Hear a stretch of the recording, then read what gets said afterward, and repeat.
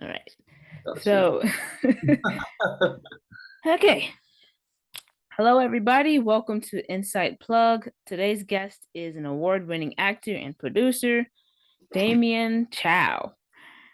So I've been impressed with your bio, and so can you tell me what made you pursue acting?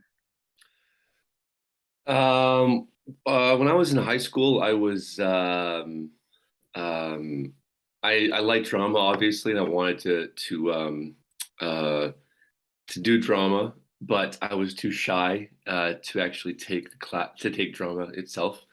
We got to see presentations as well in high school, and I was like so enamored by it, but I just couldn't do it.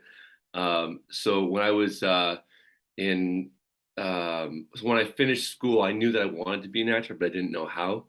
So when I did finish school, I there was a casting notice that I heard on the radio, and then I went to this open casting call and I booked a small part on this TV show, and that's kind of how I started doing the whole acting thing, which was really good. But I'd wanted to do it since early high school. I wanted to do it, but Hmm.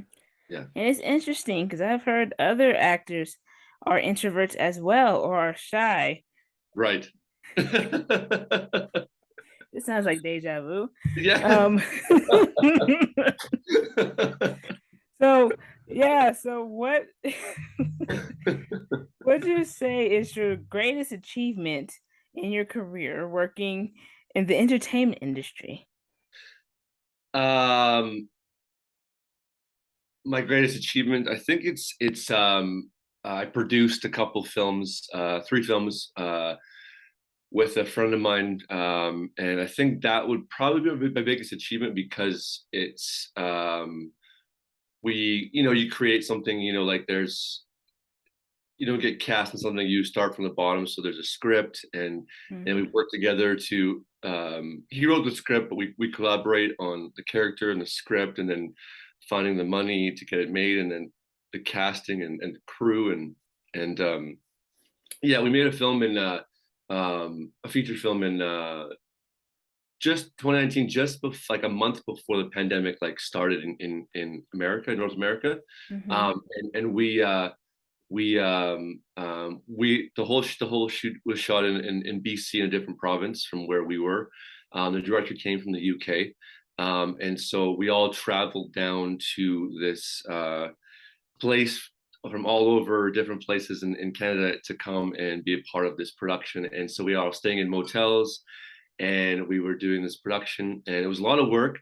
But I think that being able to have a group of people to collaborate together with, and to bring out to a different province or a different state, and then to make something and achieve that goal in a short period of time. We shot in 12 days, and that was really cool because this is an art form that requires collaboration. Hmm.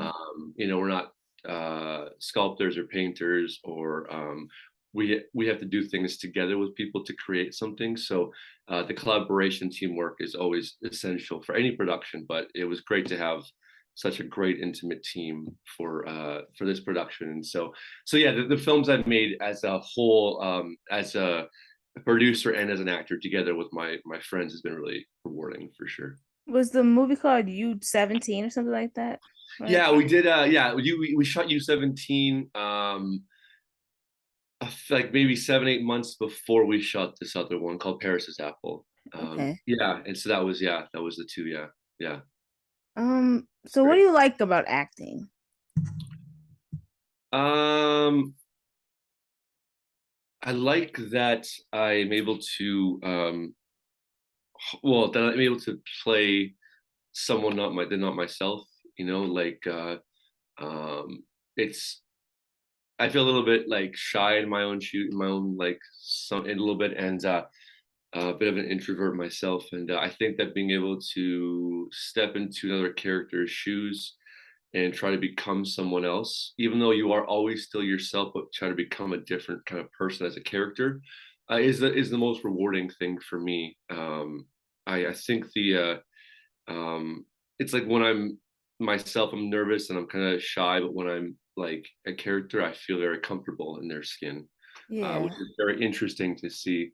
And I think also there's a lot of work that goes into becoming an actor, to playing a character and a part. And I think once you get to like set and you're able to go from action to cut, in between that action and cut, that's like a great period of like just being in the moment and just living the part. And I think what you have between another actor in that moment is super exciting. And then it gets cut really quickly. So it's just like that moment between action and cut is a very exciting thing that I think that I live for, I guess, for those moments in film for Yeah, it's myself. kind of like having an alter ego, like Slim Shady Slim or Shady, Beyonce's Sasha Fierce.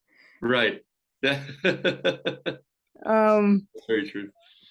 so I also heard that you do like Korean cinemas, French cinemas, Canadian, and you're from Canada.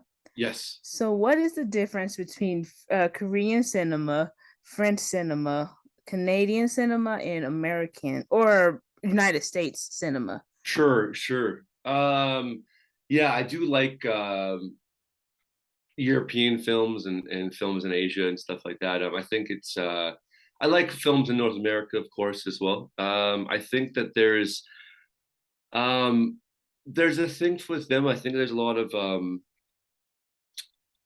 it feels like a lot of stories are very character driven. Mhm. Um, Not super plot driven, even though there is a plot, but I do feel there's a lot of character driven pieces, and also a way to um, um, kind of, it's all about kind of the story. It's all about, sorry, it's all about the um, yeah, it's very character driven, and I think that there's also an opportunity for them to make films that are kind of exciting and kind of out of the box.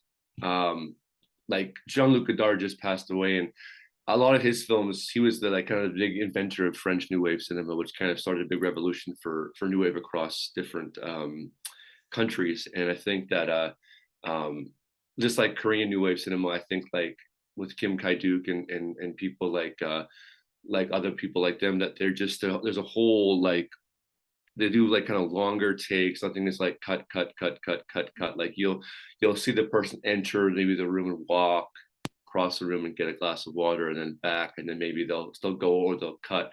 Whereas like a lot of stuff in American and Canadian cinema, it's just like they enter, you see them enter the thing, cut, and then you see them already inside the building, cut, and it's like it's a lot of cutting and stuff. Not all the time, but like a typical American style cinema, it's a lot of cut, which I like, and I think it's great cinema. But I do like there's a lot of stories that are, I find unique, especially being in different languages. You get different cultures, and you get to experience kind of not their culture, but a little bit of their culture through their even though you can't understand what they're saying, and you have the subtitles on the bottom. I think you're able to hear truth and to hear things, even though it is different. And I think that's something that's very enjoyable. And I just find the stories to be more my style, I guess. Like they're the stories that they're telling are really bold, and maybe a little bit more bolder than North America, or just because of the fact that they're limited to certain things. Whereas like in France, like nudity and things like that are super. It's not taken as like this like crazy thing to be like nude or partially nude, and so they take a lot of risks with their Hmm. filmmaking. A lot like Cassavetes in the States, like John Cassavetes and different filmmakers, of course, and stuff like that. But I think that their cinema is a little bit different. It's kind of like a world cinema, whereas it's like a little bit different here, and it's not as um, um, um, sort of standard, sort of set ways of of what to make in films and stuff like that. Even though there are great stuff here, it's just it's a pretty big difference in the way they Okay. make films. Yeah, So Hollywood is in the USA, Nollywood is Nigerian film right, right, industry, yeah. and Bollywood is India, India, right? yes, The other question I have is, what was it? Let me see. Um, oh, well, I also want to mention Korean dramas, and I've noticed that Korean dramas, TV shows, and American TV shows are very different in episode styles. Like I know Korean dramas have like maybe 10 episodes, and then American dramas might have 200, like the days of our lives or something like that. So the next question is, you are known for having a very intense dedication to finding and capturing the essence, the authentic essence of your character, which is method acting. Right. So, and I do admire that. Um, one of your acting heroes is Heath Ledger. Yes, yes, he is. So, can you tell me, how do you prepare to uh how do you prepare for a role, that if when you're going to do the method acting way? How do you prepare for a role? Yeah, I think for me, like I think I'm a character actor, but I definitely have like a method Character actor. uh preparation, and I can also, and I do use a method preparation for sure. Is it Uh method actor or character actor? uh Because so so I believe myself to be a character actor, but okay, I do use a method approach as well. okay. I believe, because I like to change my physical appearances and stuff for a Mhm, lot of roles, so I can really kind of, once I feel like I can see the character, I feel like I can become the character. mhm, So I like to do different things with like hair or facial hair and stuff like that to really look a little bit different, or earrings, the whole thing. As mhm. an actor, like I work from the outside in, I guess, if that's a lot of Yeah. a lot of actors work from the inside out, but I work from the outside in. So I like to physicalize the character. Once I see them on the page, I like to physicalize like what they look like on a physical scale. Mhm, Hair, the whole bit. I like to visualize the shoes, the whole bit, because all those things kind of help me get into my character for myself. I believe like if I can look in the mirror and see maybe a different person or slightly different, I think it helps me become that person. In terms of preparation, it's I think depending on the character and the script you get, it changes how I approach the task at hand. I do use quite a method approach to character. A lot of the books I've read, what's like Stella Adler or Meisner or other people, I I I I do use approach where I like to work from the outside in. So I like to I will physicalize and visualize the character from the outside and in, and then but I will then, after physicalizing and seeing what I think they might look like, I will go into like the text work on the script and reading it, and finding the character beats and finding exactly what's going on with the character and the story as a whole. Because as at the end of the day, you are a character in service of the story. Because it's a director's film always, even though you share in that collaboration, it's always their film. So I like to prep by really like doing a lot of text work and rereading the script and building like a backstory for my character, even though like there's some stuff in the script which you use obviously because if it's on the page you use it, but I like to build other parts of that life from that character, because sometimes a character comes in at, say, he's like an older or a young man, or he's like a 30-year-old guy, and it's like, but what happened to him like 29 years beforehand. So it's like trying to piece together like a whole story arc of a character of like what happened to this person to get to this point. We can't judge the character, not supposed to judge your characters, so no matter how kind of evil or intense they are, you have to kind of respect that they are a human being, and you have to have they all have different colors and layers to them. And even though if they're not the greatest of persons, they do have probably qualities in them that are good. So you have to kind of approach it like a three-dimensional kind of a human being is always super different. Like we're very complex. And so you really have to put in like the text work to really kind of figure out stuff and doing research on the character. And then once I kind of build and have kind of done and build my character, you work on kind of like the voice, the way he speaks, and the way he walks and stuff like that, to kind of like really kind of embody that person.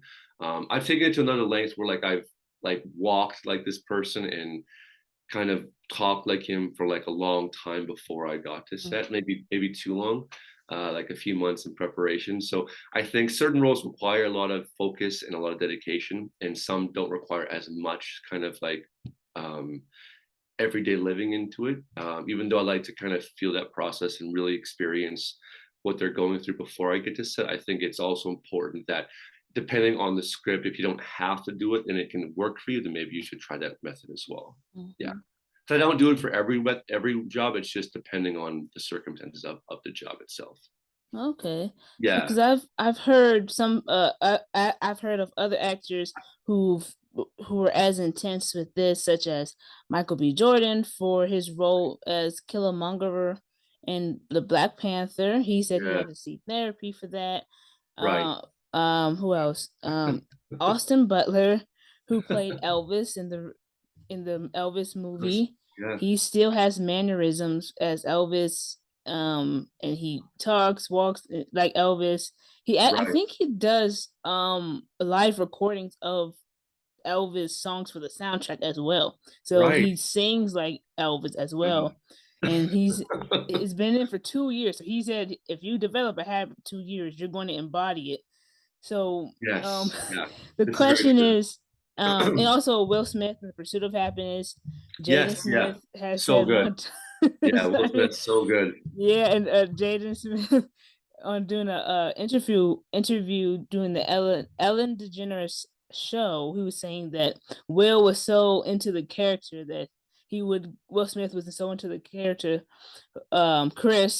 Christopher something, I forgot the guy's name, Yeah, Chris. the Yeah, Chris. character. Yeah, He was a homeless guy, so Jaden was asking Will, "Hey, Dad, where's some orange juice?" Will said, "Well, we can't afford orange juice," and he said, "Okay." yeah, So yeah. That character was so good too. Like the way yeah, it was. I really felt from. I felt it the whole time. I was like, wow, it was such a brave performance, actually. hmm Yeah, to be that like brave is like wow. Yeah, it's a great acting decision. and Is for sure. so what do you think about children doing character acting, or like in the '90s? My favorite character actors were like Natalie Portman, Yeah. Tobey Maguire, Yes. and Haley Osment is Yeah. from Haley. Yeah. Haley Joel Osment. Yeah, that's Joe right. Yeah. Osment from what's the movie? Is it called The Sixth Sense. The yeah, Sixth Sixth Sense. Sense. Yeah. So what are your thoughts on children who do that type of acting? Yeah, yeah, there's some great little actors there actually. I think um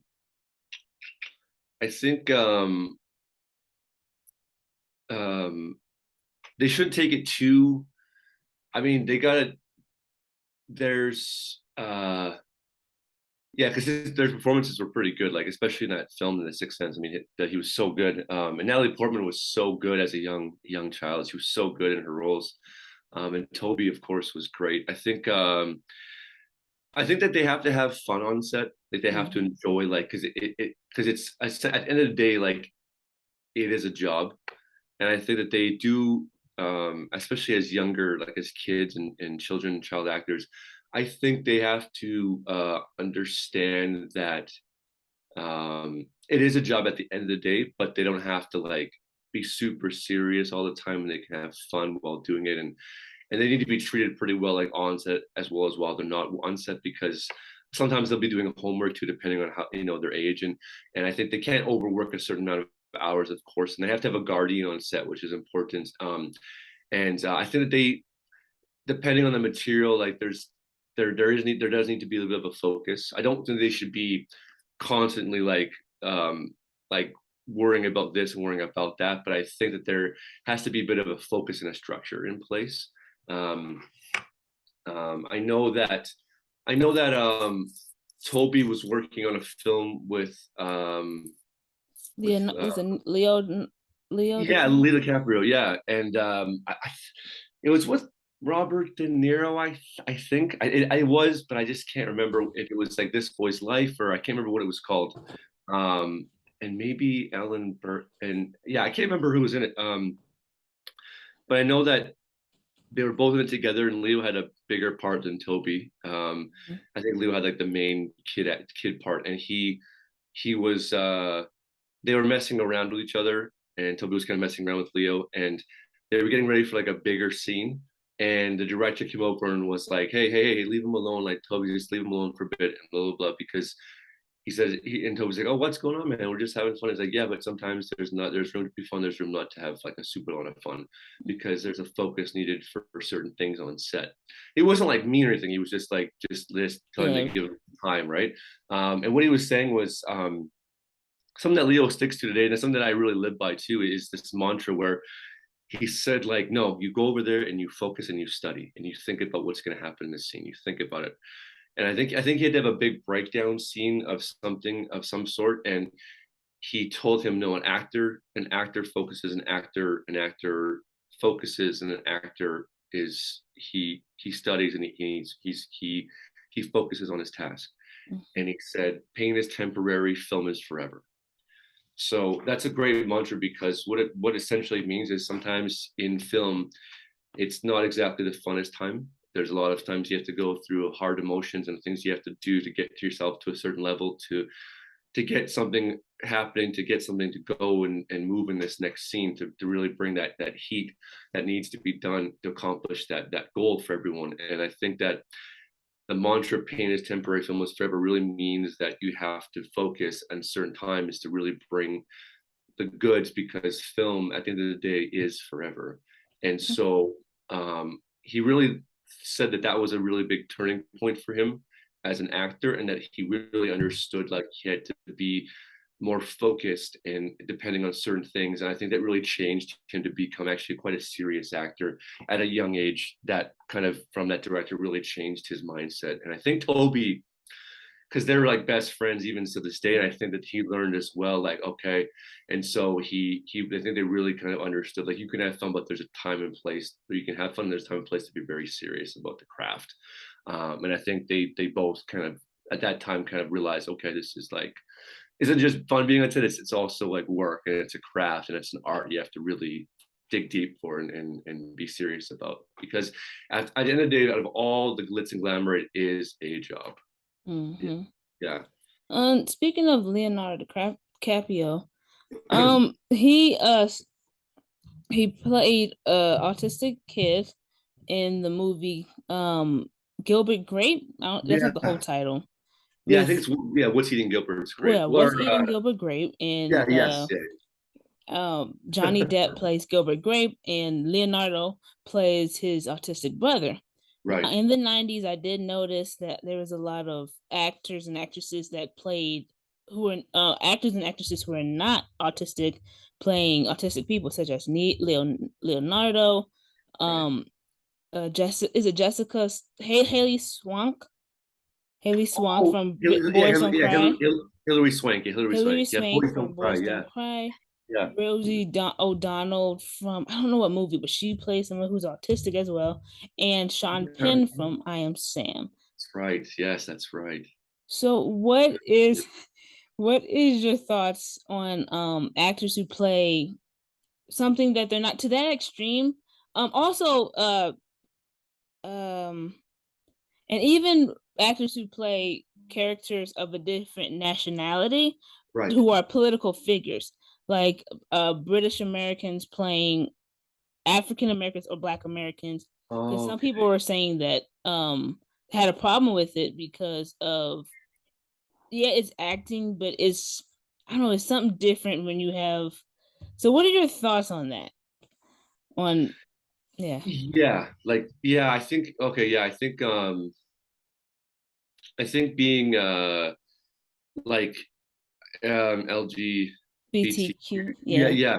So I think there's an interesting line, I guess, that people with disabilities and people with like sexual orientation and stuff like that, they want to be they get kind of not happy when people like who are marginalized communities who are actors and want roles in films, and then other actors who are, I guess, don't have those same, not same values, but those who don't have like, who may be someone who is a straight woman who yeah. plays like that. Yeah. um there's like outcry for like casting like people who are of that, lineage of LGBTQ or special needs. Mm-hmm. I think that's, I know Kate Blanchett did something a while ago, maybe a few years ago, where she played someone. I'm not sure if she was um, like gay or I'm not sure. She did something where she was playing or going to play something. I don't know what Mm-hmm. it was, but there was a lot of outcry for her at the time. And I don't know if she stepped down or if she ended up doing the role. I don't actually know. Mm-hmm. But I think that it's as actors, you know, you're kind of your job is to kind of become other people, Right. hopefully, and play different kind of characters. And I think that that's kind of part of the profession, is like playing people who aren't really yourself essentially. And I think that that's part of what acting is kind of like dress up and make believe. And I think that that's what we do as actors. So I don't have a problem with people playing parts who are who people who aren't like with Gilbert Grape especially. Like I like I think I was younger when I saw the film, and I didn't kind of quite know like just how like I really thought this kid was mentally like had special needs. I really didn't know that he was like I didn't know until after it was like Leo and it was like non-child. He was like an actor. I didn't really know that he was like non-special needs because I thought he was Hmm. like amazing, and that's an amazing performance, and they got him an Academy Award nomination. I think at like 17 or 18, and I think that he um, that like that growth as an actor is super that experience is super like I'm sure it was a quite a bit of experience and a lot of stuff to learn about that, and I think that's important. I do feel like there is a like there's a two sides to it because I do see both sides of it, whereas like you definitely shouldn't be playing anyone of color or race or like Yeah. if you're not Hispanic or of a Mexican descent and or you're not black and there's you definitely should be playing like you can't have someone who's like Caucasian playing a character like that. It's just not. Yeah. I know Shia LaBeouf played a character in a film for David Ayer who was like I think he was part Hispanic or something like that. Okay. But I didn't mind that so much because I felt like I don't think he wrote it to be an Hispanic actor, but there's a lot of Hispanic characters like that in film, Hmm. and I don't have a problem with that specific casting. But I do think that like um, I understand where these people are coming from in terms of like their special needs in their communities. I understand because I see because they're limited in terms maybe of what they can and can't do. But there's no reason why someone who's like gay or has issues can't play someone who's straight, you know? Hmm. But at the same time, I do see like Ellen Page or Elliot Page, who formerly Ellen Page, who I Yeah. really quite like as before. And I think that that's a tough one because of like gender. Like, so now instead of getting the roles that he was getting before, it's a totally different circumstance, right? Because Hmm. he's transitioning his body, the whole thing. So I haven't seen him in a performance yet as Elliot Page. Oh, Uh, I've seen. I okay, forgot. I just saw somebody was watching my okay, house. He was playing guy okay, as you know as you should. But yeah. yeah, Yeah. yeah. So I think that's really so I think that whole like transgender thing is very unique, and I don't Hmm. know how I feel about that. Essentially, I don't know how I feel about it all, but I think that both sides have really good arguments. But I do think the job as actors to become the character, Hmm. and Hillary and to or to play other characters, and especially when he said Hillary Swank, because I think either you said or someone or you said before that she wouldn't go back and Yeah, play later that on, role. like a few years ago, she Right, mentioned that she probably gave that role to an actual somebody who's actually transgender right, versus her playing it again right. because of climate that we're in and things Yeah, like that. and so I found that very intriguing because I really like that film. I just bought it a Blu-ray copy on it like last week, Hmm.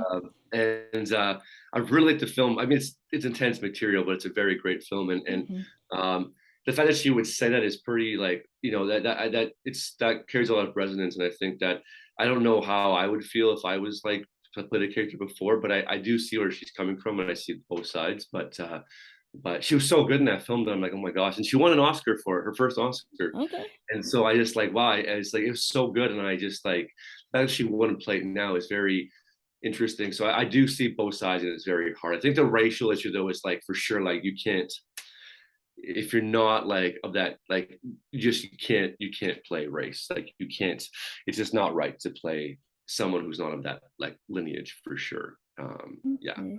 yeah. So, what would you consider a decent actor, or and then what would you consider a great Oscar worthy, Emmy worthy winner actor? Um, so Like, what would their performance look like? Not a particular person, but what was their performance look like? I think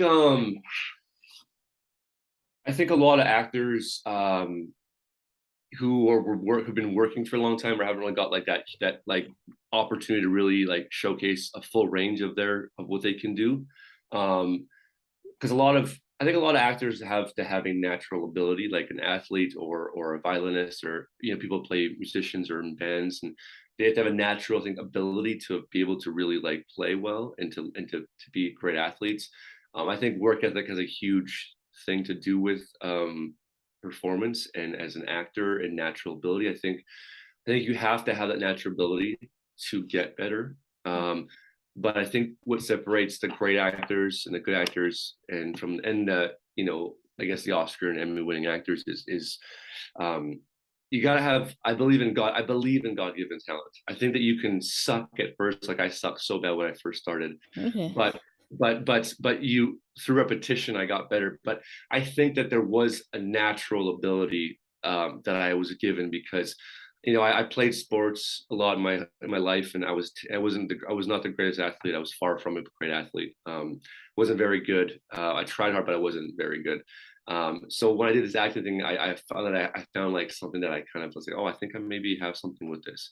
And I think that same thing with athletes, like you just have to have an ability that you're given. But I think that that work ethic is something that really changes you for the better. So like a lot of actors, like Bradley Cooper, he said that for the Lady Gaga film he did with Stars, but somewhere in between the shadow and stars, something like that. yeah. Star is Born, Star is Born, yeah, Stars yeah. born. They able to do he said thank God for being able to work harder than other people, because that's how I'm able to get better or to really grow as an actor and get better, because he's like, I'll just outwork them because I care so much and want to get better. A lot of people will just maybe just rely on their natural ability too much and not really focus too much on the work itself, whereas a lot of actors or a lot of actors just haven't like gotten that opportunity to be given their like a big break or a big or even a smaller break to showcase what they can do, because there's a lot of talented actors out there who weren't given the opportunity or haven't been given the opportunity yet for so many years to really show their stuff and get their break. And I think that this also plays into the factor is like they could probably be better actors if they were given the opportunity to shine and shine in those roles that like Daniel Lewis gets, or those people get all the time because they're known and they've had their break. Whereas, but I think that the work ethic is very important, and a lot of character actors don't like who play smaller parts, don't play leads in films are the ones who really have to like showcase their stuff from film to film, where because they're giving a smaller part, but they really have to kill on their part to really showcase their stuff. And I think like Sam Rockwell and Richard Jenkins and stuff like that, and Paul Giamatti, given like their opportunities in smaller parts, they're so they stand out in their small parts, and you're like, wow, like this is so great! What a great Rockwell performance, great Jenkins performance, and they're not given necessarily the leads in movies all the time, but when they are given those leads, they just flourish. And I think like Paul Giamatti in Sideways was like wow, and Richard Jenkins in North Country or The Visitor was like wow, and then even like for Rockwell, like even in Assassination Jesse James, he had a smaller part, but he was so good, and then he got a lead part, and he like won an Oscar. So I think there's these great actors who can do their parts, but they just need that opportunity to showcase what they can do, and it's the opportunity and their break to get what they can do to showcase their ability and their work ethic. And so that's a big thing is work ethic, and then given the opportunity to do what they're able to do. Okay. So Yeah. as we close, we got 5 minutes left, Okay. but um where can people connect with you? Where can our audience connect with you if they want to check out your projects and things like that? I only have Instagram or Facebook, but my Instagram is Damian Chao 1111. I don't know. Is it at Damian Chao, or is that Twitter? Is that Twitter? Um, I, Yeah. I, Yeah. I think it is Damian Chao 1111. I think that's yeah. I think it's okay. or at Damian Chao 1111. Yeah, I can't remember. Yeah. And lastly, what do you want people to remember you as? Am I asking that question right? Where do you want to remember it? What do you want to be remembered of?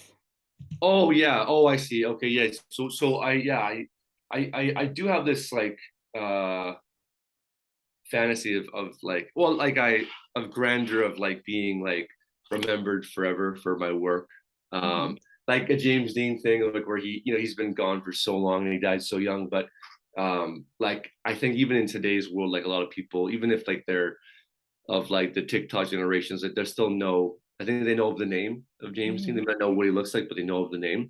And that carries resonance where like he wanted to his work and his legacy to live on after he was gone. And I think that more than anybody, him and maybe Marilyn Monroe have been like remembered so well for what they're going. So I think I do have like notes of grandeur of wanting to be remembered forever for this great actor and have like a write up about me when I die. But I just yeah I just but it's not it's all good if they don't. But I would like to be remembered for my work ethic, and the work I've left behind. But I guess also that I was a good person and someone who really cared about their dogs and their family and stuff like that. I think is important. So that's yeah yeah Okay. yeah. Well, thank you for coming on the show, and uh, and audience, thank you for listening Absolutely. to Thank you for us. having me. I really appreciate this. Thank you so much. Thank you Thank for you so having me. much. Have a good one. Thank you very much. You take care, Destiny. Thank You you so too. very much. Thank you.